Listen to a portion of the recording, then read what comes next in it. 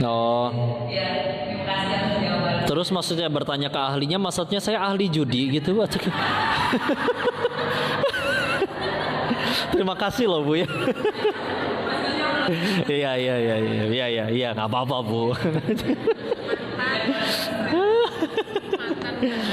Ya Allah.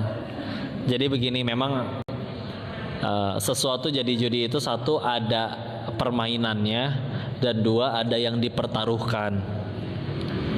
Makanya memang kalau misalkan kayak lomba, yang lombanya itu dia ada biaya iuran pendaftaran dan juaranya nanti dapat dari yang hasil iuran itu tadi, maka memang itu termasuk judi. Ya. Itu termasuk, kecuali ada sponsor nih, dana dikumpulin. Nah, nanti si juaranya menang tuh memang dari sponsor nih, saya nambahin deh 2 juta buat nanti si juaranya, nggak didapat dari yang tadi untuk itu kumpul. Maka kalau kayak begitu itu tidak termasuk. Makanya memang kita lihat aja, pokoknya ada permainannya dan ada yang dipertaruhkan, ya. Makanya memang yang secara fikihnya guru kami lebih banyak yang berpendapat kalau itu termasuk judi, wallahu alam, ya. Karena memang kalau misalnya anak-anak lomba kayak kemarin di Quran ya, ke sekolah lomba, ya kami sponsor, kami beliin semua hadiahnya. Ya mereka pun nggak ada biaya pendaftaran sama sekali, ya cuman main aja, ikut ya balap karung nih, hadiahnya misalkan ya ompreng apa gitu ya, jadi ngejaga aja. Makan kerupuknya juga duduk. Ya jangan pada berdiri ya, nah makannya harus sambil duduk ya. Jadi aturannya silakan pakai kecap boleh, kerupuknya pakai nasi boleh, asal jangan pakai tangan, katanya kan gitu ya, dan sambil duduk ya. Jadi gitulah, dijaga ya, kalau bisa tidak ada yang dipertaruhkan di situ ya.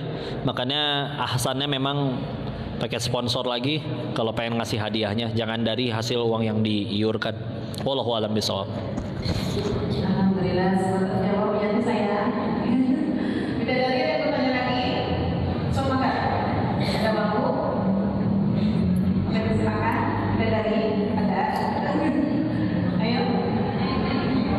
Ini. Oh, ada.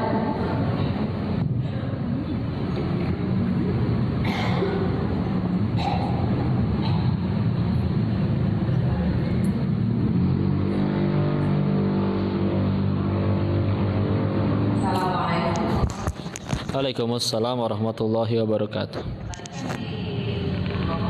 Menjelaskan dari hari akhir kamu tidak akan melihat golongan ini. Oh iya, baru satu ya? Oh iya, maaf. Kalau udah umur segini tuh Bu, jadi ciri orang udah tua tuh 3. 1, mudah lupa. Yang kedua sama 3 saya lupa Bu. Berarti saya udah tua. Iya, yang tadi ya. Ya, 3 ciri ada 3 golongan orang yang di hari akhir itu Allah tidak sudi memandang kepada arahnya. 1, orang tua yang berzina. 2, pemimpin yang berdusta kepada rakyatnya. Ini berarti kalau korupsi nggak apa-apa? Bukan. Karena kalau kayak misalnya dalam kita ngomong dalam kaidah ilmu ushul fikih ya, kayak misalkan di Al-Quran itu kan nggak ada dilarang menabok orang tua, itu nggak ada. Tapi dilarang berkata disuruh ngebantah ya. Mama gitu ya, itu termasuk ya. Maka kalau misalkan ngebantah aja nggak boleh, apalagi nabok tuh ya. Maka kalau dusta aja Allah bakal nggak sudi memandang ke arahnya, apalagi makan uang rakyatnya. Aduh ya, lebih power ya.